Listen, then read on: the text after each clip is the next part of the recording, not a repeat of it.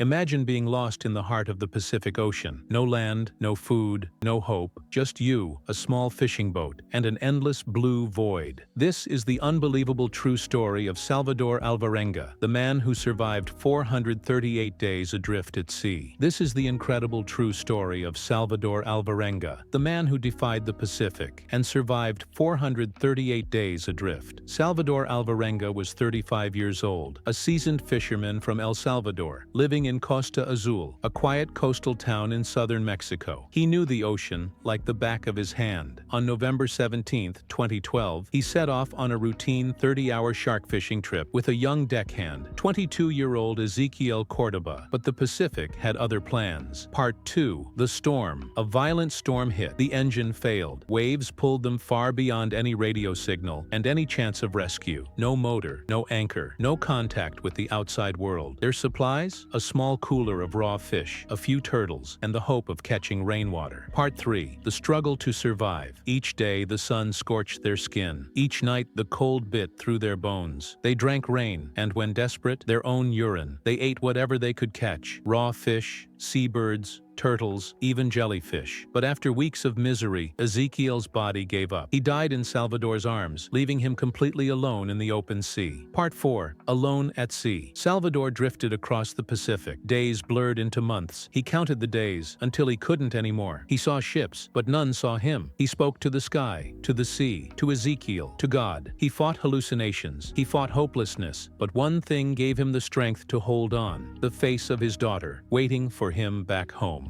Part 5. The Miracle Rescue. On January 30, 2014, after drifting over 6,200 miles, Salvador saw land. He reached a remote island in the Marshall Islands, barefoot and barely conscious. A local man found him, sunburned, malnourished, exhausted, but alive. It was nothing short of a miracle. Part 6. After the rescue, doctors were stunned. How did he survive that long with no supplies? Skeptics questioned his story, but the currents, his condition, and the evidence all proved it true. Salvador Alvarenga became the longest surviving castaway in recorded history. Part 7. Verification and initial skepticism. When Salvador Alvarenga arrived in Majuro in the Marshall Islands, his story seemed so extreme that many doubted it could be true. 438 days without touching land, without provisions, and without specialized equipment. The skepticism centered on two key questions. How could he survive so long without developing scurvy, and how could he cover such a distance in such a small boat? Doctors confirmed he had mild anemia, low muscle mass, and signs of intermittent dehydration, but no irreversible damage. Nutrition and survival experts explained that raw seabird and sea turtle meat contains enough vitamin C to prevent scurvy. This matched the method he described, eating whatever he caught immediately without cooking it. Oceanographers supported the plausibility of his journey. Trans-Pacific currents can carry a drifting boat from the coast of Mexico